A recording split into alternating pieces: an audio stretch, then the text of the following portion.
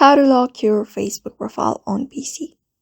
Hi everybody, welcome back to our channel. In today's video, we are going to learn how we can lock our Facebook profile on PC.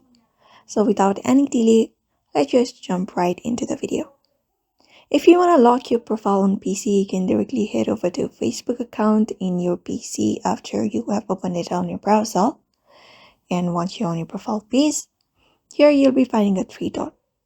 So when you go ahead and click on it, this menu appears. You can find this lock profile option right here. From there, go ahead and tap on it and you'll be finding this display on your screen. So you can read the terms. After that, you can click on this lock your profile option on your screen and you'll be finding this notification that says that you have locked your profile.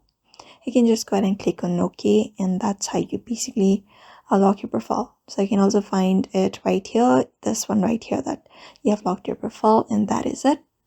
So therefore, I hope this video was helpful to you, and thank you for watching this video, and we will see you on the next one.